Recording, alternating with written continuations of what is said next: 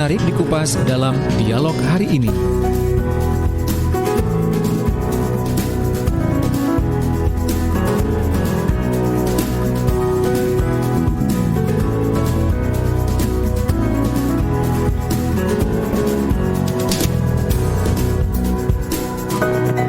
Assalamualaikum warahmatullahi wabarakatuh. Selamat pagi sahabat, apa kabar pagi hari ini? Saya Ilham Dianta kembali hadir menemani Anda ya di penghujung bulan Agustus, tepatnya hari Selasa 31 Agustus 2021. Sahabat-sahabat yang ada di Trenggalek, Tulungagung, Nganjuk, Bondowoso, apa kabar semuanya? Ya, kita masuk di program Safety on the Road ya, bersama dengan Coach M. Arsad dari Sigma Safety Drive and Ride pagi hari ini. Dan selamat pagi untuk sahabat-sahabat yang ada di Praja Angkasa Trenggalek FM 88,9, kemudian RGR Tulungagung FM 90,1, juga RSL Nganjuk FM 105,3, dan Mahardika Bondowoso FM 91,9. Nah sahabat, setiap hari Selasa pagi kita akan mendapat tambahan wawasan ya terkait dengan otomotif tentunya. Nah kali ini kita berbicara tentang rem, ya, rem, teknik dan teknologinya. Nah, kadang-kadang kita ini agak kesulitan ya dalam mengatur bagaimana kita mengerem kendaraan, baik itu motor ataupun mobil. Tentunya yang ketika kita berkendara fokus menjadi yang utama sih sebenarnya. Tapi sehati-hati kita, ya kan, sehati-hati kita kadang-kadang di jalan raya yang ramai begitu dengan banyak sekali pengendara-pengendara motor, kadang-kadang kita kan nggak tahu ya apakah mereka ini juga sefokus seperti kita. Kadang-kadang kita sudah fokus tapi yang lain nah seenaknya dan sebagainya, sehingga kadang-kadang kita dihadapkan pada situasi kita mengerem secara mendadak. Nah tentunya kita perlu kesiapan dong bagaimana ketika kita menghadapi situasi seperti ini ya. Bagaimana cara kita mengerem mendadak, tekniknya seperti apa. Kemudian kalau kita menghadapi media jalan yang berpasir dan sebagainya, caranya seperti apa. Nah tentunya ini adalah harapan kita agar tidak terjadi sesuatu yang tidak kita inginkan, kecelakaan dan sebagainya. Baik. Untuk menjawab semua itu, nanti kita akan bersama dengan Coach M. Arsad, dan saat ini kita sudah bersama dengan beliau. Assalamualaikum, selamat pagi, Coach Arsad. Halo, Coach. Oke, nge-freeze ya. Assalamualaikum, selamat pagi, Coach Arsad. Halo, selamat pagi, Coach. Assalamualaikum. Iya, kira-kira. Waalaikumsalam, Mas Ilham. Ini nggak putus-putus ya? Iya. Iya. Halo. Iya, saya dengar suaranya Coach Arsad. Halo Mas Ilham. Iya, halo, apa kabar? Bisa didengar Mas? Baik, bisa. Kalau sekarang bisa ini. Iya, putus nyambung ya.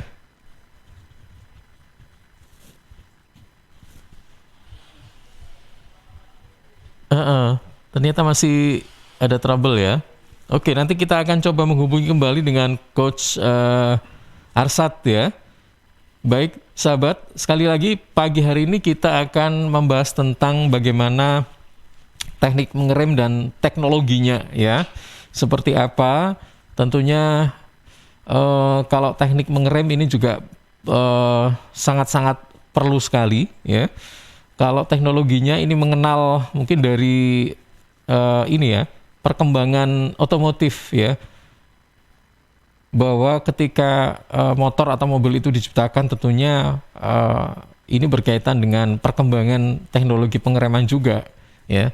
Pada awal diciptakan mungkin teknologinya masih sederhana ya, tapi untuk saat ini bukan kabarnya lagi, tapi memang betul bahwa sekarang sudah sangat canggih. Nah seperti apa? Saya sendiri masih juga belum tahu.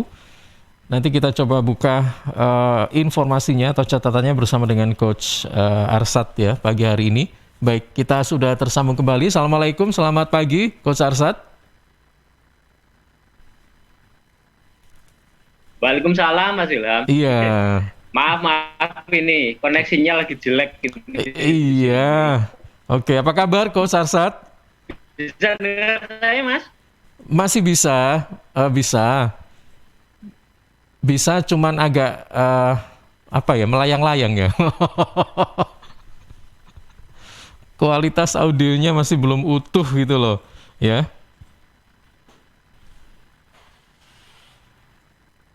Masih agak susah ya. Coba nanti kita hubungkan kembali dengan Coach M. Arsat ya. Tapi setelah beberapa spot berikut ini.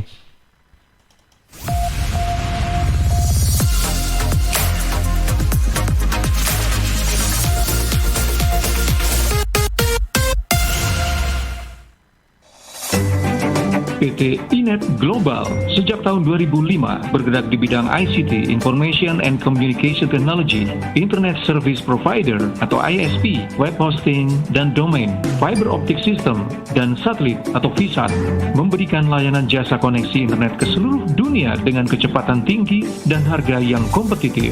Juga memberikan solusi dan jasa konsultasi pendistribusian koneksi internet, menyediakan solusi ICT yang komprehensif, terpadu, dan disesuaikan bagi pengguna yang mencakup data infrastruktur, managed service, cloud computing, IT services, serta layanan digital yang fokus untuk memanfaatkan peluang yang mendukung dan menambah nilai pada bisnis utama tiap customer.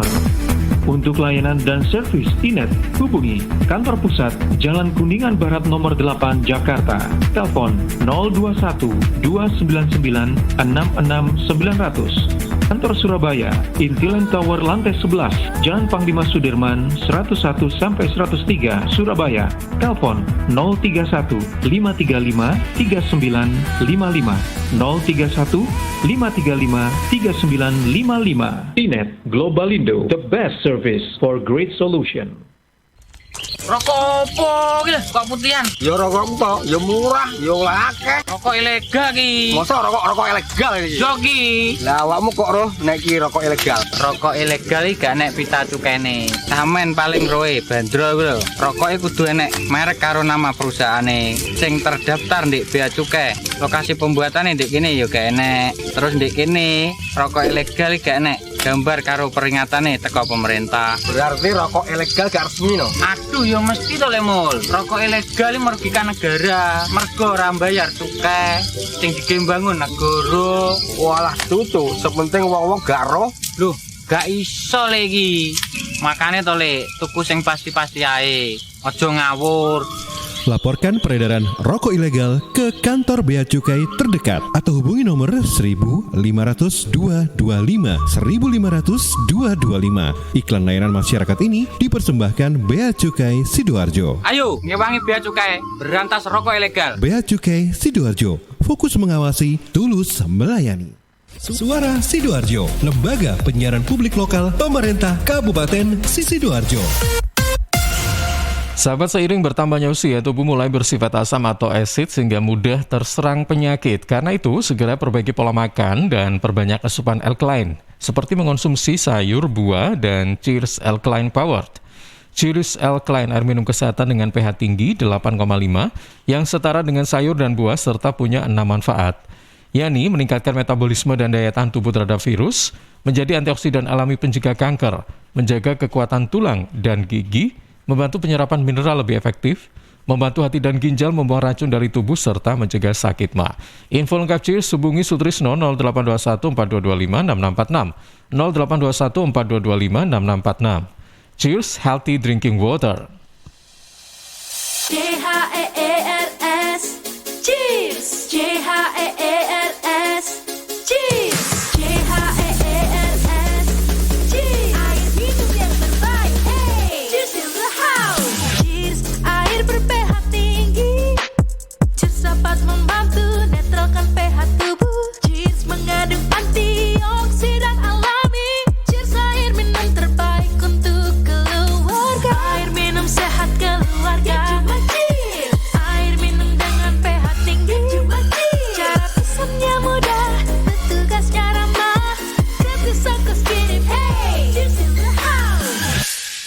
pemesanan via WhatsApp di nomor 087777243377. Gratis ongkos kirim. Cheers in the house.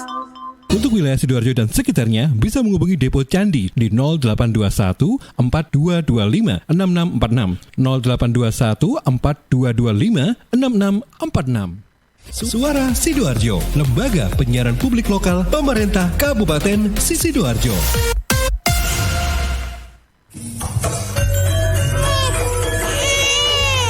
Arek-arek iku rame lapo sih? Mulakno, nek dikandani wong tuwek dirungokno, nek durung siap duwe anak, gak usah rabi. Anake loro, pilek, watuk, ono seseke. Loh, bahaya iku. Ngomong dorong, budalo nang bidan. Hati-hati dan waspada ya. Demam, batuk, dan susah nafas bisa jadi itu tanda-tanda pneumonia atau infeksi paru-paru. Penyebabnya bisa virus, bakteri, atau jamur. Mudah menular lewat droplet saat batuk atau bersin. Tapi, ini bisa dicegah dengan pemberian imunisasi PCV pada bayi dan anak. Imunisasi PCV selain mencegah pneumonia, juga bisa mencegah radang selaput otak atau meningitis dan radang telinga tengah atau otitis media. Imunisasi PCV diberikan pertama pada bayi usia 2 bulan, dilanjutkan pada usia 3 bulan, dan dosis ketiga saat anak usia 12 bulan. Imunisasi PCV bisa didapat di posyandu, bidan, puskesmas, rumah sakit, klinik kesehatan, praktek dokter mandiri, dan layanan kesehatan lain yang menyediakan imunisasi.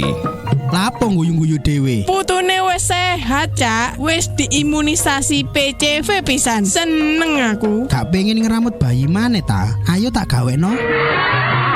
Iklan layanan masyarakat ini persembahan Dinas Kesehatan Kabupaten Sidoarjo. News, Talk, and Music Hits. Suara Sidoarjo. Your multi-platform radio. Sahabat, kali ini ada informasi panggilan sidang dari Pengadilan Agama Sidoarjo atas nama Farif Cahyo Prastio bin Mas Duki, dulu tinggal di Dusun Kalijaten, RT 14 RW 3, Desa Kalijaten, Kecamatan Taman, Kabupaten Sidoarjo, tapi sekarang tidak diketahui dengan jelas tempat tinggalnya.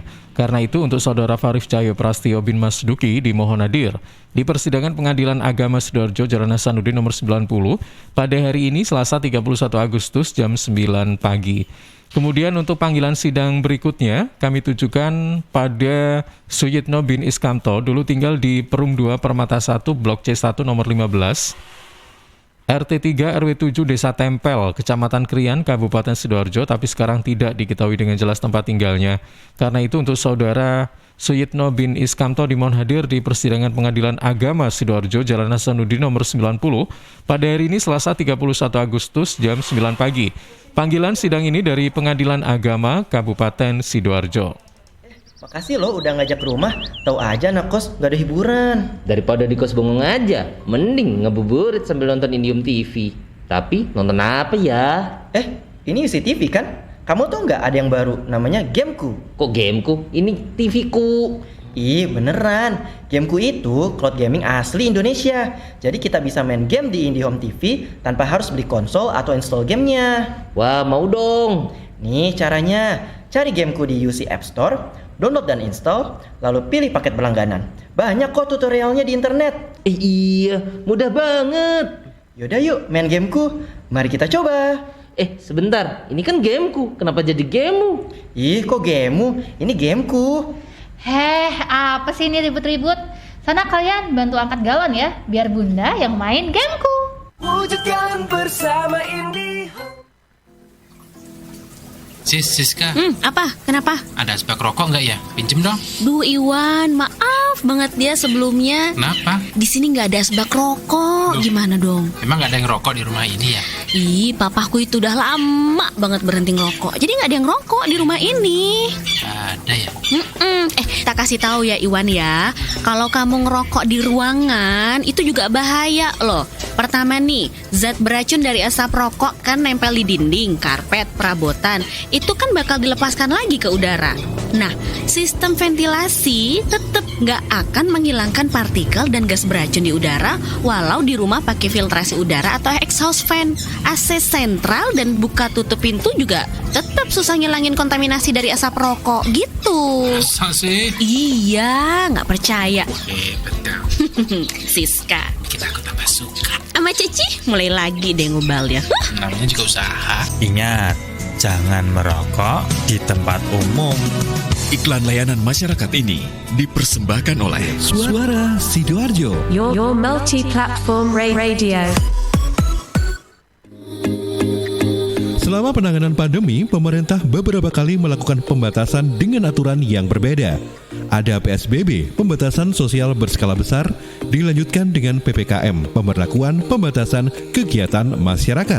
Kemudian diteruskan dengan PPKM dengan skala mikro. Dan saat ini pemerintah melakukan PPKM darurat. Seperti apa perbedaannya? Ini penjelasan dari Emil Elisiantor Dardak, Wakil Gubernur Jawa Timur. Baik, begini, PSBB itu kan sebenarnya baku ya dulu ya. Ada peraturan Menteri Kesehatan yang menjelaskan mengenai PSBB. Begitu, dan itu menjelaskan operasionalnya dari PSBB. Nah, bedanya memang kalau PPKM ini pertama, kalau PSBB itu kan memang membatasi apa saja yang boleh beroperasi. Sedangkan kalau PPKM itu membatasi bagaimana sebuah kegiatan beroperasi. Itu bedanya. Jadi bedanya yang satu ini boleh, ini enggak. Nah, yang di PPKM rata-rata boleh tapi ada pembatasannya. Dan kini dengan melihat semakin banyaknya kasus konfirmasi disertai semakin tingginya tingkat hunian rumah sakit, pemerintah melakukan PPKM darurat. Banyak kemiripan antara PPKM darurat dengan PSBB. Karena PPKM darurat ini mendiferensiasi kegiatan menjadi esensial, kritikal, dan di luar dari esensial dan kritikal. Nah, untuk di luar dari esensial dan kritikal, pemberlakuannya relatif sama dengan PSBB. Begitu. Nah, cuman mungkin yang membedakan landasan peraturannya adalah memang ada menu yang berbeda dari PSBB. Nah, mungkin memang PPKM ini kan adalah satu paket yang komprehensif. Baik PPKM-nya maupun PPKM mikronya itu jadi satu. Dengan pemberlakuan PPKM darurat, targetnya ada penurunan kasus dan tingkat hunian pasien di rumah sakit. Halo arek-arek Jawa Timur, piye kabare? Muga-muga kabeh apik ya. Saya Via Valen mau mengajak kita semua untuk tetap jaga kesehatan di tengah pandemi. Yuk ikut gerakan pakai masker dan tetap ikuti anjuran pemerintah. Dengan cara tetap jaga jarak, sering cuci tangan pakai sabun, hindari keramaian, dan pakai masker kalau keluar rumah. Yuk jaga kesehatan karena banyak orang tersayang yang ingin terus bersamamu. Bersama, kita lawan COVID-19 dengan terus mengingatkan hal-hal baik. Masih banyak banget saudara kita yang belum paham betapa bahayanya COVID-19. Oleh sebab itu, penting untuk kita saling mengingatkan. Semoga kita semua selalu sehat dan tetap produktif di kala pandemi. Ingat, ojo lali nggawe masker ya. Nganter kakek nenek vaksinasi COVID-19, cek! Hari ini kakek nenekku vaksinasi COVID-19 dosis pertama guys. Mereka antusias banget. For your information, kenapa kakek nenek aku mau divaksinasi? Setelah aku jelasin, mereka rentan terpapar virus karena sudah lanjut usia. Nah, dengan vaksinasi, sistem imun mereka dapat melawan virus yang masuk ke dalam tubuh. Oke, lanjut guys. Sebelum divaksinasi, ada pemeriksaan sederhana dulu guys. Dan cek kondisi penyakit penyerta. Bersyukur kakek nenekku sehat dan siap divaksinasi. Nah, setelah disuntik vaksin, kita diminta menunggu di observasi. Lagi-lagi aku bersyukur banget guys. Reaksinya cuma lapar dan ngantuk aja kata mereka. Yuk lindungi diri dan keluarga dari penularan COVID-19 supaya pandemi segera berakhir. Bye-bye. Dipersembahkan oleh Kementerian Kesehatan Republik Indonesia. Assalamualaikum warahmatullahi wabarakatuh. Saya Denny Caknan menghimbau untuk seluruh masyarakat Jawa Timur agar tidak tertular oleh COVID-19, maka kita harus menaati protokol kesehatan yang berlaku. Khususnya memakai masker, jika berpergian menjaga jarak minimal 1 meter, dan tentunya harus didukung dengan olahraga. Jatim bermasker, Jatim sehat. Talk and Music Hits. Suara Sidoarjo. Your multi-platform radio.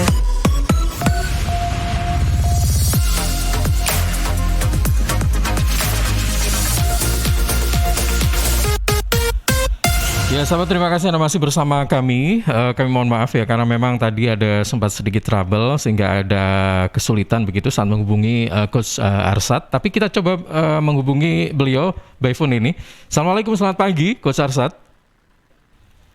Ilham, ngapunten ini koneksi saya nggak karu-karuan di rumah ini. Iya. Setelah dengan cukup lama kami berusaha untuk menampilkan yang terbaik ini sebenarnya ya, seperti biasanya kan, harus ada visualnya, harus ada audionya. Ternyata kami masih belum bisa menampilkan audionya, visualnya Pak Arsad. Jadi koneksinya muncul sebentar putus gitu. Sampai saya ganti beberapa provider untuk koneksi ini kok error semua. Waduh. Mohon maaf. Baik. Gimana Mas? Gini, Coach Arsad, saat ini kita kan sedang membicarakan tentang kembali ke temanya, yaitu rem, teknik dan teknologinya gitu, iya kan? Baik. Sahabat-sahabat yang ada di Bondowoso, Nganjuk, kemudian Tulungagung, juga Trenggalek saat ini juga masih memantau siaran kita gitu, dan tentunya ini juga sangat ditunggu-tunggu begitu ya dengan tema rem, teknik dan teknologinya. Nah, Coach Arsad, sebelum kita membicarakan tentang teknologinya, nah ini yang paling penting itu adalah kita mengenal rem dulu kan. Teknik pengereman ya seperti apa. Nah, ini bisa dijelaskan dulu apakah ada perbedaan teknik pengereman yang ada di motor atau mobil begitu. Mungkin basicnya seperti apa sih itu, silakan. Jadi harus pahami dulu ya kan. Rem itu bukan untuk menghentikan kendaraan, tetapi untuk mengurangi laju kendaraan. Ini perlu digarisbawahi ya. Ini bedanya, artinya selama mindset kita kan begitu. Artinya kalau kita ngerem mendadak, kita rem langsung, itu kendaraan tidak akan berhenti. Jangan kendaraan, kita aja kalau suruh lagi lari gitu, atau jalan aja lah, terus tiba-tiba suruh langsung berhenti kan tetap mesti ada gaya inersianya, Mas. Nah ini yang penting, itu dulu. Nomor satu adalah rem itu, kendaraan itu, semua kendaraan tidak bisa berhenti mendadak. Nomor dua adalah ada perbedaan signifikan antara di mobil dan di motor. Motor lebih ruwet. Kenapa? Karena motor itu kan dua roda kan, Mas? Dua roda dan dia membutuhkan keseimbangan. Kalau di mobil kan nggak ada masalah, rodanya 4 kan? Iya. Nah, artinya titik keseimbangannya lebih banyak daripada di titik keseimbangan untuk menjaga keseimbangannya lebih banyak daripada di motor. Nah, kita akan bahas motor dulu aja. Mobil nanti gampang, sekilas saja. Jadi prinsipnya kalau sepeda motor itu, ya kan, kalau kita rem, seperti tubuh kita pas saat rem itu, semua beban tubuh akan terdorong ke depan semua. Ya kan? Nah, karena terdorong ke depan semua, sebetulnya ban yang menanggung beban paling berat pada saat direm itu adalah roda depan, bukan roda belakang. Jadi hampir 70-80% beban itu akan berpindah ke depan. Akibatnya adalah roda depan akan menerima beban paling berat. Roda belakang itu cuman sedikit, Mas. Dan biasanya kalau mendadak itu roda belakang akan terangkat. Nah, efeknya apa? Efeknya kalau roda belakang itu terangkat, berarti kita rem sekuat mungkin pun juga sama aja. Kenapa? Karena dia terangkat kok. Karena itu kenapa motor itu kalau direm mendadak rem belakang, rata-rata mesti akan slip. Karena apa? Karena memang, karena memang rodanya itu tidak nempel di aspal. Gitu loh. Jadi kalau kita ngomong sebetulnya bebannya adalah ada di depan. Gitu Mas Ilham. Nah, pada saat roda di depan itu, makanya sebetulnya teknik pengereman yang benar itu adalah lebih banyak di depan daripada belakang. Lebih banyak di depan daripada belakang. Maksudnya kalau motor berarti lebih ditekan, lebih kuat lagi gitu ya, Coach ya. Makanya kenapa motor-motor itu, ya kan, sakramnya itu di depan bukan di belakang. gunanya untuk itu gitu sebetulnya itu dulu. Cuman kan nggak gampang itu menggunakan rem depan itu kalau nggak terbiasa. Iya kan? Nah, kalau cara menggunakannya mungkin harus latihan dulu menggunakan rem depan itu. Cara menggunakannya adalah rem depan itu kalau sepeda motor itu kita rem menggunakan 4 jari, Mas. Prinsipnya itu dulu. Jadi menggunakan 4 jari, latihan dulu nggih. Latihan di kecepatan sekitar 20 km per jam gitu nggih. 20-30 km per jam, jangan lebih dari itu. Itu tarik mulai dari jari kelingking dulu. Nggih kan? Jari kelingking, jari manis, jari tengah. Nah, begitu jari tengah sudah mulai narik, itu dibantu dengan rem belakang. Latihan dulu, latihan dengan kecepatan rendah dulu. Agar terbiasa dulu. Kenapa? Karena kalau tidak terbiasa langsung narik rem depan, kan? Langsung ngunci rem depannya, ya sama saja jatuh gitu loh. Makanya kenapa? Mohon maaf ini bagi yang tidak expert, kalau ngajari anak-anak adik-adik kita 2 jari ada di rem depan, kan seperti itu yang banyak seperti itu, Mas. 2 jari ada di rem depan, itu hati-hati. Kalau sudden brake mesti jatuh kalau nggak terbiasa. Kenapa? Karena begitu 2 jari, jari tengah dan jari telunjuk di rem, itu begitu 2 jari ini menarik rem, itu tidak bisa pelan. Dia narik langsung kuat. Efeknya apa? Roda depan langsung terkunci. Kalau roda depan terkunci, jatuh mesti, Mas. Gitu loh. Jadi diperlukan latihan untuk itu. Mungkin itu, Mas Ilham. Kalau yang mobil tadi gimana, Coach? Ini kan untuk yang motor ya? Kalau mobil lebih simpel. Kenapa? Karena urusan membagi roda depan dan belakang sudah dibagi oleh mobilnya sendiri. Jadi kita kan tinggal menginjak rem aja toh. Remnya cuma 1 kan kalau di mobil. Betul kan? Kalau di mobil remnya cuma 1. Jadi tinggal kita nginjak gitu aja. Udah, 4 roda akan berhenti ya, sudah dibagi. Roda depan itu 40%, roda belakang 60%. Gitu loh. Artinya simple gitu loh. Kalau di mobil lebih simple. Karena tidak ada proses pembagian itu, sudah dibagi otomatis oleh kendaraan. Gitu loh. Bedanya di situ, Mas Ilham, kalau untuk motor dan di mobil. Oke, baik. Jadi untuk yang belajar motor ya, ini kalau misalnya selain belajar mengenal kendaraan yang ada di situ, juga mengenal teknik pengereman tentunya. Tadi yang disarankan oleh Coach Arsad adalah latihan dulu ya dengan kecepatan 20 km per jam lah. Nanti akan diketahui sensasi ketika mengerem dengan cengkraman 4 jari khusus yang roda depan gitu kan. Nanti seperti apa, apakah sampai jungkel begitu? Atau ya insya Allah kalau kecepatannya masih 20-30 enggak ya, Coach ya? Kan enggak sampai jungkel, Mas, gitu loh. Iya. Maksudnya itu kan biasanya orang itu ternyata rem kecepatan sekian, kita merasakan tingkat menghentaknya seperti ini. Kemudian kalau kita tambah lagi kecepatan 40, menghentaknya jadi seperti ini. Nah, itu memang harus kita rasakan. Tapi kadang-kadang begini, Coach, ketika kita latihan seperti itu ya kan, mungkin di lapangan is okay, nggak ada masalah ya. Tapi ketika misalnya kita sudah percaya diri bahwa kita sudah bisa, ketika terjun di jalan itu agak beda ya. Maksudnya apa yang kita pelajari di lapangan itu sepertinya hilang semua gitu. Betul. Nah, itulah kenapa diperlukan, saya tadi ngomong, diperlukan latihannya harus sering, Mas. Jadi terus begitu itu terus dilakukan, maka otomatis di tubuh kita itu nanti perintahnya dari otak ke tangan akan seperti itu. Tangan akan menerjemahkannya sudah benar gitu loh, Mas. Jadi kondisi apapun di jalan biasakan menggunakan teknik itu gitu loh, nggih kan? Menggunakan teknik itu agar dia benar. Saya sama aja. Dulu waktu saya diajarin dulu ya nggak ada cara seperti itu, ya menggunakan 2 jari di atas rem, ya akibatnya beberapa kali jatuh juga waktu dulu belajar. Jadi begitu saya mengenal itu, ya kan? Begitu saya diajarin seperti itu. Kita training oleh instruktur dari Jepang itu, kita diajarin seperti itu, ya pelan-pelan. Jadi kita nyoba lama, nyobanya itu terus gitu loh. Jadi selama di jalan raya juga kita sering nyoba seperti itu, walaupun kecepatan rendah. Baru kemudian setelah lama kita mencoba, baru kita bisa ngontrol.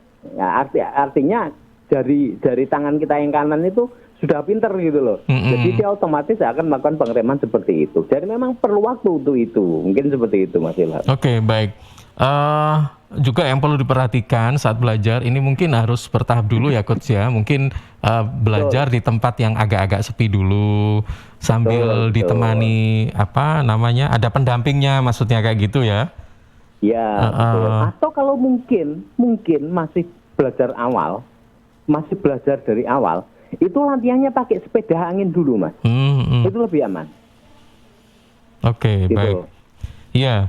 Jadi memang harus mengikuti step-stepnya dulu ya. Jadi jangan sampai langsung belajar ini di tempat ramai. Jantungan nanti yang belajar ya. Jangan kalau itu. Oke, Coach, yang perlu diperhatikan pada saat kita memfungsikan rem ini apa saja sih? Mungkin medannya atau apanya gitu. Faktor-faktor yang harus kita perhatikan saat pengereman ya, maksudnya melakukan belajar tapi dengan belajar rem ini yang perlu kita perhatikan apa saja ini? Kalau pada saat belajar itu pastikan kondisi jalannya bersih dulu. Nanti kita baru ngomong tentang rem di pasir dan sebagainya. Jadi pada saat belajar itu untuk membiasakan itu dulu. Karena dengan membiasakan itu sebetulnya kita akan coba merasakan sebetulnya seperti tadi Mas Ilham sampaikan, sensasinya seperti apa sih ngeremnya kan gitu kan. Efeknya adalah nanti kita akan bisa merasakan cengkraman dari roda itu, ya kan. Jadi pada saat belajar pastikan tempat yang bagus dulu. Nanti setelah sudah expert baru nanti kita akan bahas. Setelah ini kita bahas kalau di pasir seperti apa, kalau di lumpur seperti apa kan gitu kan. Itu yang bahaya kan Mas, ya kan. Kalau kondisi jalannya bagus semua gitu ya alhamdulillah nyaman kita di jalan seperti itu kan tapi kan tidak seperti itu. Kadang-kadang beberapa jalan ada pasir, ada lumpur, nanti kalau musim hujan kan seperti itu kan. Belum lagi jalan makadam lah kan seperti itu kan. Nah, nanti akan kita bahas satu persatu, sekilas kita bahas ya kan tentang pasir, tentang lumpur itu nanti kita bahas Mas setelah ini. Oke. Nah, ini mungkin kita juga bicara tentang teknologinya sih sebentar. Nggak apa-apa ya Coach ya? Teknologi tentang pengereman ini sendiri, kalau tidak salah kan memang saat ini sudah semakin canggih ya teknologinya sehingga pengereman itu kayak apa ya semacam ya, mungkin orang tuh kayak telepati gitu. Iya benar ya Coach ya. Iya, maksudnya kendaraan itu akan disetting bisa mengerem sendiri dalam ketika ada kendaraan di luar di depannya atau apa kayak gitu. Seperti apa sih? Kalau kita ngomong teknologi itu sudah berkembang cukup advance nggih. Kalau di motor kita ngomong motor dulu aja lah.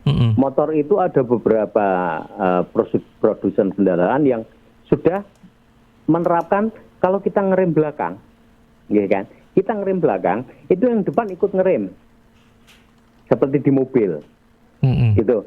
Itu ada yang seperti itu. Jadi mereka sudah, kalau dia sama-sama menggunakan hidrolik, mereka sudah bisa kontrol seperti itu. Jadi kita tidak perlu gupuh lagi untuk menggunakan cara membagi rem depan belakang. Kalau yang manual, yang dulu pernah ada itu adalah di salah satu kendaraan CBS Mas dulu ada teknologi CBS, Combi Brake System. Combi Brake System itu di sepeda motor itu dia kalau di rem belakang itu yang depannya ikut ngerem walaupun nggak banyak. Jadi depannya kalau rem belakang ditarik sempurna itu yang depan dia akan ngerem sekitar 20-25%.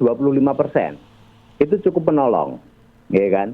Terus kemudian yang terbaru yang sekarang banyak dipakai adalah ABS, anti-lock braking system. ABS ini ya kan sama sebetulnya di motor dan di mobil sama ABS. ABS ini adalah gunanya adalah mencegah roda depan dan roda belakang itu untuk terkunci. Nah, gitu loh.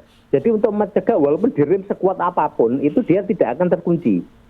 Dengan roda itu tidak terkunci, maka kita masih bisa ngontrol laju dari kendaraan, menghindari terjadinya slip sebetulnya ABS itu.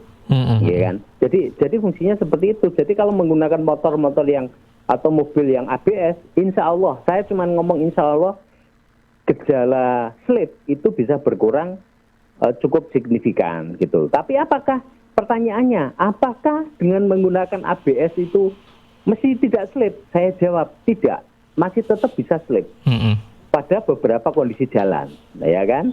Yaitu jalan, contohnya jalan berpasir, jalan berlumpur, oli. Nah, itu mereka tetap masih kemungkinan untuk lockingnya masih ada juga.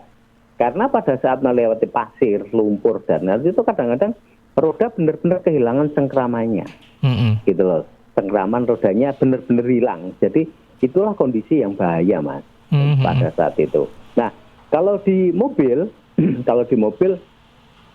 ada beberapa pengereman, terutama untuk kendaraan-kendaraan berat seperti bus truk itu, ada mereka menggunakan mengerem menggunakan mesinnya. Jadi kita menggunakan engine brake, ya kan, retarder itu dia direm menggunakan mesin, ya kan. Kadang-kadang kalau teman-teman itu dengerin kalau di truk itu ada suaranya rem angin itu loh, Mas. Ces gitu ya. Oh ya. Itu sebenarnya bukan rem angin itu kalau saya ngomong. Itu adalah dia membocorkan kompresinya. Sehingga tenaga mesin itu akan berkurang. Gitu loh. Atau dia menutup menutup exhaustnya biar di ruang bakar itu tidak banyak bahan bakar yang terbakar. Gitu loh. Itu seperti itu, tekniknya seperti itu. Tapi apakah bisa diterapkan di kendaraan-kendaraan kecil? Kelihatannya nggak terlalu efektif, makanya nggak digunakan kan gitu kan. Kalau di kendaraan-kendaraan kecil itu kalau yang banyak itu menggunakan ABS. Kalau yang advance seperti Mas Ilham tadi sampaikan itu menggunakan sistem brake assistant. Jadi kalau dia contohnya brake assistant itu adalah kalau dia berjalan, ya, kendaraan ini berjalan, macam-macam namanya. Jenisnya juga macam-macam. Katakanlah salah satu kendaraan dari Jerman itu dia kalau dia ada sensornya di depan. Jadi kalau dia melihat kondisi depan ada hambatan dan kendaraan ini tidak mengurangi kecepatan terhadap titik di depan, katakanlah di depan ada truk gitu nggih. Kita menggunakan kendaraan itu. Ya kan, pada jarak tertentu, katakanlah jarak berapa meter gitu, dia akan mendeteksi bahwa jarak kita, kecepatan kita dengan kendaraan di depan tidak berkurang. Dan kita tidak melakukan pengereman, itu otomatis dia akan ngerem. Nah gitu, dia otomatis akan ngerem. Oke, baik, Coach, kita berandai-andai dulu deh ya. Kalau kita bandingkan misalnya 10 atau 20 tahun yang lalu, kendaraan motor atau mobil, ini memang sekarang sudah mengalami perkembangan yang begitu pesat gitu ya, terkait dengan teknologinya. Bahkan sekarang motor aja dilengkapi dengan alarm dan sebagainya untuk keamanan atau safety-nya. Nah ini salah satunya. Nah kira-kira misalnya kita berandai sekitar 10 atau 20 tahun lagi ya, tentunya teknologi ini diciptakan kan pasti untuk kenyamanan kita pemakainya, ya kan, usernya gitu loh. Nah misalnya untuk 10 atau 20 tahun ke depan, menurut Coach Arsad nih yang sangat tahu banget tentang otomotif ya, kira-kira teknologi seperti apa sih sebenarnya yang nanti akan muncul begitu, baik itu dari sisi remnya atau dari sisi tampilannya, dari sisi macam-macamnya begitu. Karena bagaimanapun juga tadi kan sempat dibilang oleh Coach bahwa sampai saat ini ternyata belum ada teknologi yang bisa mengatasi bagaimana kita menghadapi medan seperti berpasir kayak gitu-gitu, habis itu oli dan sebagainya. Nah kira-kira bisa nggak ya 10 atau 20 tahun lagi area berpasir itu bisa kita nyaman bisa maksudnya sudah nggak khawatir gitu loh.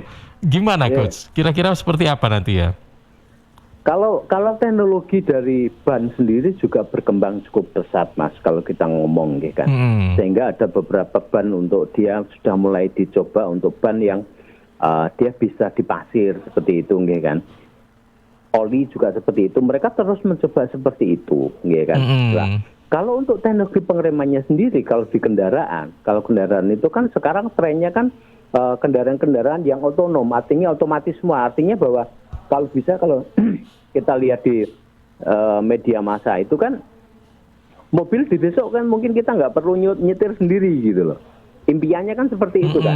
Jadi kita tinggal duduk, masukin alamat, udah kita tidur aja gitu loh. Kan seperti itu. Impiannya seperti itu, ya kan. Cuman ada beberapa kendala-kendala yang belum bisa, ya kan, seperti itu kan. Nah, makanya ya teknologi itu mulai berkembang kan gitu, seperti itu, ya kan. Walaupun nantinya mungkin kalau saya ngomong mungkin nanti anak cucu saya itu seperti kita nonton di film di Star Trek atau film di Star Wars itu, jadi kemana-mana sudah nggak pakai roda lagi gitu loh, sehingga pasir dan sebagainya sudah nggak ada masalah kan gitu. Iya.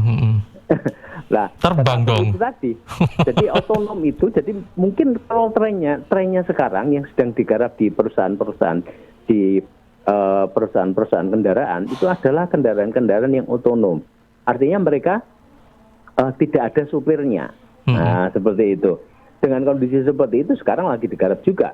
Artinya bahwa kondisi di jalan harus rapi dan sebagainya, itu yang sekarang memang belum bisa 100% dikontrol gitu loh. Belum bisa 100% bisa seperti itu. Tetapi tren menuju seperti itu akan semakin mendekati seperti itu. Mungkin gitu, Mas. Oke, baik. Coach, nanti kita akan lanjutkan kembali ya. Kita masih ada beberapa hal yang belum kita sampaikan tadi, bagaimana kita mengatasi pengereman di beberapa medan ya, baik itu berpasir, berlumpur, atau mungkin juga yang kena cairan-cairan kayak gitu ya kan? Betul. Oke. Kita akan kembali setelah beberapa spot berikut ini.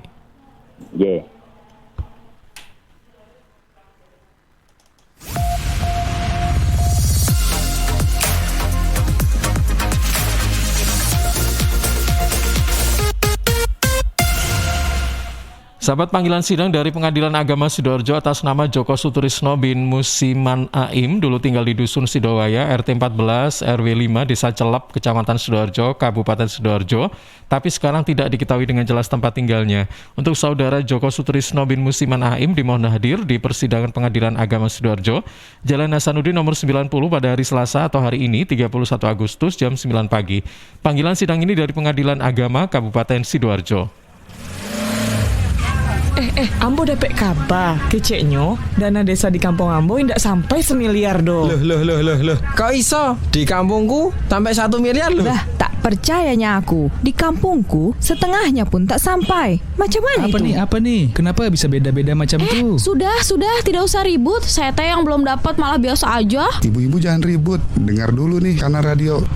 Pak desa nggak bisa tiba-tiba mau bikin SMA gitu ya. Jadi memang harus ada pemahaman atau kompetensi yang baik dari aparat desa itu untuk merencanakan pembangunan. Belum lagi pertanggungjawabannya. Setiap uang yang dikeluarkan tentu harus dipertanggungjawabkan ya. Dapat dana desa itu penting. Lebih penting lagi, penyaluran dana yang tepat sasaran dan transparan. Tapi yang sangat penting, bagaimana kita mengawasi penggunaan dana desa dan mau melaporkan jika terjadi kecurangan. Ayo, kawal dana desa untuk kesejahteraan rakyat. Suara Sidoarjo, Lembaga Penyiaran Publik Lokal Pemerintah Kabupaten Sidoarjo.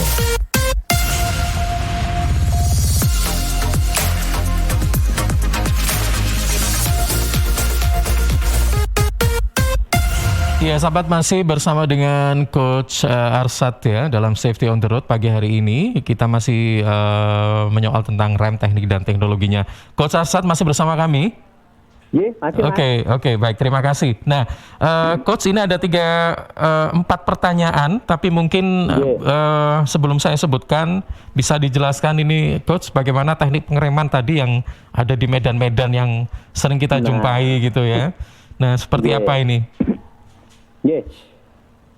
Kalau menggunakan di medan-medan, kita ngomong ini dulu pasir, lumpur seperti itu, yang licin seperti itu.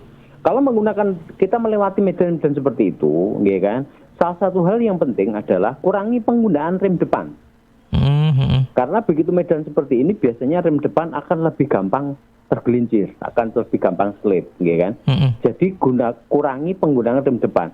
Jadi kalau bisa, kalau memang kita belum expert nggih, belum terbiasa seperti itu, wis gak usah nganggo rem ngarep. Seperti itu. Jadi pengeremannya menggunakan rem belakang dan dibantu dengan engine brake. Engine brake itu dengan menurunkan gas, itu otomatis engine brake namanya. Itu seperti itulah. Fokus tangannya begitu kita sudah melewati medan pasir dan lumpur, kalau kita sudah ngerem, belakang sudah ngerem menggunakan engine brake, berarti tangan di depan, tangan kiri kanan fungsinya hanya mengontrol roda untuk tidak tergelincir. Ini agak susah. Gampang ngomongnya, prakteknya susah. Iya kan? Jadi fokuskan tangan itu untuk apa istilahnya menjaga agar kendaraan ini tidak tergelincir. Itu aja. Jadi satu-satunya jalan kalau kita melihat di depan ada pasir, ada lumpur, atau ada cairan yang kita tidak tahu itu cairan apa di depan, ya kan? Kalau kita bisa melewati, bisa kita hindari. Nomor 1 itu hindari. Nomor 2, kalau memang nggak bisa kita hindari, sebelum mencapai titik itu, kurangi kecepatan dulu, direm dulu kendaraannya. Jadi usahakan melewati jalan-jalan yang berpasir, lumpur, apalagi oli, itu usahakan di kecepatan rendah, gitu loh. Sampai berapa sih kira-kira? Kenapa? Misalnya mungkin sampai berapa ya kira-kira mengurangi kecepatan yang aman, batas amannya itu misalnya 20, 30, 40 kayak gitu. Ada nggak? Bisa seperti itu, Mas. Oh. Oke kan? Kalau bisa jangan lebih dari 40. Kan seperti itu. Tetapi kan agak susah juga kan? Iya. Seperti itu kan? Betul kan? Betul. Artinya bahwa kita berusaha mengurangi semaksimal mungkin sebelum mencapai titik itu. Tergantung kecepatan kita berapa kan gitu kan. Kalau memang kecepatan kita 40 ya udah turunin dulu lah di 20 atau 30. Itu lebih nyaman. Kalau kecepatan kita di 60 ya turunin sampai di bawah 40. Itu baru kita bisa ngontrol itu, Mas. Gambarannya seperti itu, Oke. Kalau kita kecepatan rendah, keseimbangan kendaraan kan bisa kita bantu dengan kaki kita kan. Betul kan? Jadi kaki kita membantu untuk keseimbangan. Karena yang paling repot adalah oli. Ini yang agak susah. Belum ada teknologi ban yang bisa aman di atas oli, gitu loh. Jadi kita agak susah ini. Makanya kalau kita lihat untuk kelas motor GP, kelas Formula 1 pun kalau ada oli itu, waduh mereka minta ampun membersihkannya kan seperti itu kan. Iya Karena betul. memang sampai sekarang belum ada teknologi untuk itu. Karena pasir kalau dia lumpur sedikit gitu mereka masih bisa. Tetapi kalau sudah oli ya itu yang agak susah memang. Apalagi oli-oli sekarang kan lebih tingkat pelumasannya lebih tinggi, jadi juga semakin licin gitu. Iya, semakin licin juga ya. Itu, Mas. Baik, Coach, ini ada 4 pertanyaan. Ini dua-dua dulu ya. Yang pertama dari Mas Yahya. Pagi Coach, apa kelebihan dan kekurangan jika pakai rem sistem tromol atau drum dan cakram? Saya pernah baca distribusi rem kenapa harus lebih besar yang depan daripada belakang? Katanya harus 60 banding 40. Oke, langsung dijawab, silakan. Langsung dijawab saja, biar cepat. Kenapa kalau distribusi depan dan belakang banyak depan? Karena memang pada saat direm bebannya ada di depan, Mas Yahya. Jadi tadi sudah dijelaskan, walaupun mungkin terputus-putus, tapi kenapa kok rem depan? Karena rem depan itu menerima beban paling banyak daripada rem belakang. Gitu. Itu untuk semua rem, apakah itu rem cakram atau rem tromol. Kelebihan dari rem cakram itu lebih tahan terhadap panas. Nomor 1. Kedua, bidang pengeremannya itu lebih luas daripada yang tromol. Kalau tromol kekurangannya adalah karena tromol itu kekurangannya adalah material dari tromolnya itu loh, Mas. Material dari tromol dan kampasnya itu yang batas panasnya tidak terlalu tinggi, sehingga kalau dia sudah terlalu panas dia tidak bisa mengerem. Makanya di mobil-mobil modern atau yang kecepatan tinggi semuanya menggunakan disc brake, menggunakan cakram. Karena apa? Mereka lebih tahan panas, bisa melepaskan panas lebih cepat, dan tekanan untuk pengeremannya juga lebih besar. Mungkin itu jawabannya, Mas. Oke. Baik, terima kasih Pak Yahya atau Mas Yahya ya. Kemudian dari Pak Sandi atau Mas Sandi yang ada di Bondowoso. Assalamualaikum Coach, mau nanya, saya pakai motor laki yaitu CBR 150R. Sering banget ganti kampas untuk cakram depan. Apakah jenis kampas mempengaruhi umur kendaraan? Oke, terima kasih. Silakan Coach. Kalau penggunaan cakram depan itu memang ya kan, karena dia menerima beban lebih berat daripada rem belakang, maka yang depan mesti habis lebih dulu, ya kan. Perbandingannya macam-macam tergantung kita. Kalau kita sering menggunakan rem depan, bisa perbandingannya 3 kali ganti depan baru sekali ganti belakang, itu bisa seperti itu. Jadi kalau memang kita memang sering menggunakan depan karena memang bebannya ada di depan, maka memang cangkram depan, kampas petset yang ada di depan itu akan memang lebih cepat habis. Memang seperti itu, Mas. Karena memang bebannya dia lebih berat. Mungkin itu jawabannya, Mas. Oke, baik. Dari Instagram, Doni, bagaimana ya Coach cara mengatasi aus rem pada sepeda motor? Aus rem apanya ini yang aus dulu? Kampas remnya atau drumnya atau disnya? Ya, sebetulnya kalau kita ngomong untuk rem itu kan antara besi melawan besi, nggih. Ya, kalau kita ngomong, mohon maaf ini, kalau guyonannya itu gimana caranya agar mengurangi remnya? Ya nggak usah dipakai. Itu. Ya, benar. Tapi kan nggak bisa seperti itu, nggak bisa seperti itu. Artinya kalau kampas rem ini ya memang harus habis gitu, Mas. Jadi kalau saya ngomong kampas rem ini ya memang harus habis. Artinya bahwa caranya gimana agar tidak cepat habis? Ya kita jangan sering menggunakan secara mendadak. Artinya bahwa kita kecepatan kita jangan tinggi-tinggi. Nah, repot juga kan? Seperti itu kan? Jadi artinya bahwa kampas rem ini, cara menghemat kampas rem adalah, yaitu tadi, mengurangi menggunakan rem dengan mendadak. Itu cukup mengurangi. Artinya kalau kita di depan melihat ada hambatan, mulai dari jauh kita sudah ngerem dulu. Jadi ngeremnya kan pelan-pelan, Mas. Itu cukup menghemat. Ya kan? Jangan sudah dekat baru, nanti aja saya ngerem di dekat. Contohnya gampang traffic light. Traffic light itu kalau kita dari jauh sudah warnanya kuning, itu mungkin ada baiknya kita jangan menggunakan rem, kita menggunakan engine brake meluncur aja. Sehingga pada saat sampai di traffic light baru ngeremnya pelan kan gitu kan. Beda ceritanya kalau di depan sudah merah, kita nggak ngerem, nanti aja kalau dekat baru ngerem lah, itu memboroskan kampas rem. Gambarannya yang paling simpel adalah seperti itu. Oke. Baik. Ini selanjutnya dari Twitter @fahmi, bagaimana Coach cara menghilangkan pulling atau pengereman yang tidak rata? Pengereman tidak rata itu mungkin kita lihat dulu tekniknya atau di perangkatnya kan gitu. Ada dua ini masalahnya, oke kan? Kalau tekniknya itu mungkin bisa diatasi dengan sering latihan, sering praktis, sering berlatih, itu akan membuat kita bisa melakukan pengereman dengan smooth ya, dengan halus. Itu lebih nyaman. Tapi harus banyak latihan. Itu nomor satu. Kedua, kalau remnya itu apa istilahnya tidak rata, nggih. Dundutan seperti itu, mohon juga diperiksa kerataan dari kampas remnya dan dari kalau memang sudah menggunakan cakram, kerataan dari cakramnya silahkan diperiksa. Bisa juga cakram itu karena dia sudah lama dipakai, dia batasnya sudah tipis sehingga dia bergelombang, itu juga bisa terjadi, ya kan? Kalau di drum brake yang menggunakan tromol, itu juga dicek juga tromolnya apakah ada bidang yang tidak rata, lah itu juga bisa menyebabkan seperti itu. Nah, ada satu hal lain lagi yang menggunakan ABS. ABS itu kadang-kadang di beberapa kendaraan, kalau kita rem itu kerasa seperti dut-dutan seperti itu. Jangan khawatir, itu artinya ABS sedang berjalan. ABS itu fungsinya, jadi kalau kita rem mendadak, roda itu akan ngunci, maka sistem ABS akan melepaskan rem itu dulu. Jadi roda itu remnya dilepas dulu, sepersekian detik baru kemudian direm lagi, gitu loh. Jadi prinsipnya seperti itu. Jadi lepas rem seperti itu. ABS itu prinsipnya. Jadi kalau kita menggunakan ABS, kita merasakan seperti itu, jangan khawatir. Itu memang artinya ABS-nya berfungsi. Mungkin gitu, Mas. Baik. Iya, ini yang terakhir, Coach. Dari Andre yang ada di Candi. Apa yang dimaksud dengan jarak pengereman? Kemudian ketika kita melakukan pengereman di turunan, apakah kita langsung memfungsikan rem pada saat mau turun atau dibiarkan dulu beberapa meter baru kita rem?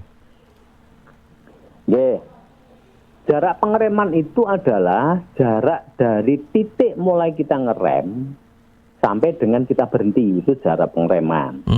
Ya kan? Setiap kendaraan beda-beda, tapi rata-rata gambarannya aja kalau kecepatan sekitar 60 km per jam itu, kalau motor, itu sepeda motor itu jarak pengeremannya antara 15 sampai 20 bagi yang expert. Saya ngomong seperti itu. Ya kan? begitu juga mobil-mobil itu rata-rata kalau sekitar kecepatan 60 itu jarak pengeremannya antara 15 sampai 20-25 meter. Lah kalau untuk kendaraan berat, nah ini kendaraan berat ini, bis, truk dan sebagainya, kecepatan 40. Nah, saya ngomong kecepatan 40 ini. Kecepatan 40 itu jarak berhenti mereka itu bisa sampai 20 sampai 30 meter. Nah, kalau kecepatan semakin tinggi, makanya kalau kita ada di depan kendaraan-kendaraan berat ini, hati-hati, jangan mengerem mendadak. Karena truk bis itu tidak pernah ada ceritanya bisa langsung berhenti. Okay. Kan? Kalau yang di belakang kita, mohon maaf ini, kalau yang di belakang kita itu Mercy, BMW seperti itu, mobil-mobil mewah kayak gitu, nggih. Itu aman aja kita ngerem dadak, udahlah pastikan bahwa yang di depan itu remnya lebih bagus dari kita, dia berhenti lebih dekat daripada kita, kan gitu kan. Tetapi kalau yang di belakang itu bis atau truk, lah itu yang kita harus hati-hati. Itu penting banget jarak pengereman. Bagaimana dengan turunan? Nah ini tadi kita belum bahas juga tentang turunan. Kalau turunannya panjang, contohnya yang paling ekstrim adalah Bromo, Sangar, gitu kan. Kalau di Trenggalek itu di Panggul. Itu turunannya kan tajam itu, Mas.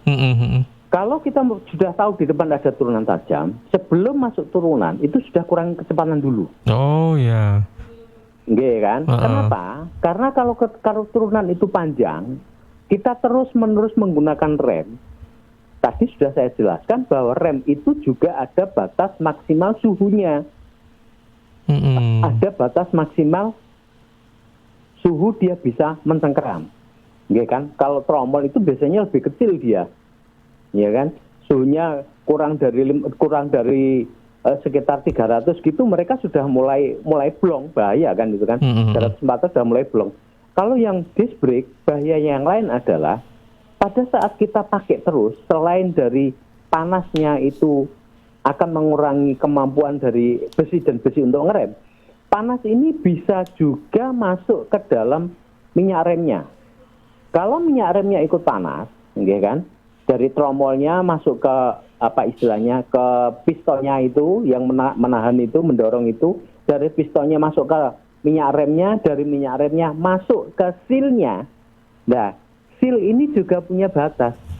Seal ini kan karet, Mas. Kalau dia suhu tinggi, lama-lama dia akan memuai. Kalau dia memuai, blong kendaraannya.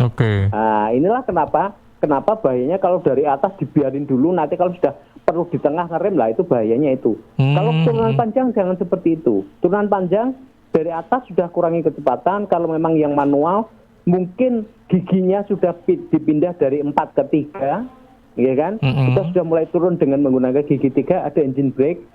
Gunakan rem pada saat awal, pada saat sudah kecepatan sudah rendah, seperti itu. Lah bagaimana dengan turunan yang terlalu panjang? Gunakan rem, kalau untuk sepeda motor, gunakan rem depan belakang secara bergantian.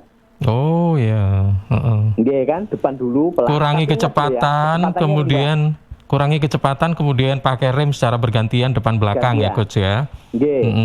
Kalau memang memungkinkan, dia memang panjang sekali, seperti di Bromo itu kan panjang banget itu turunannya, Mas. Kalau mulai dari atas sampai di daerah Ngadisari itu kan turunan cukup panjang juga. Ya kan? Tidak ada salahnya saat di tengah itu kita berhenti dulu. Pastikan di tempat yang aman, ya kan? Mungkin kalau di situ ada warung kopi sambil ngopi lah. Biar kita juga istirahat, remnya juga dia menjadi dingin. Nah, gambarannya seperti itu. Ingat, remnya jangan disiram dengan air. Kalau disiram dengan air, besi itu tetap nanti mesti akan terjadi masalah deformasi di situ. Gitu. Jadi biarin aja di udara terbuka, biarin aja, katakanlah kita tunggu 10-15 menit baru kemudian kita bisa turun lagi. Gambarnya seperti itu, Mas, kalau untuk yang di turunan. Baik, Coach, sayang sekali memang waktunya sudah over ini. Iya, kita ngobrol lagi Selasa depan pagi ya. Mudah-mudahan nggak ada trouble kayak tadi pagi ini ya. Baik, terima kasih Coach Arsad. Mudah-mudahan bermanfaat apa yang sudah disampaikan pagi hari ini. Selamat pagi, Assalamualaikum warahmatullahi wabarakatuh. Waalaikumsalam warahmatullahi wabarakatuh.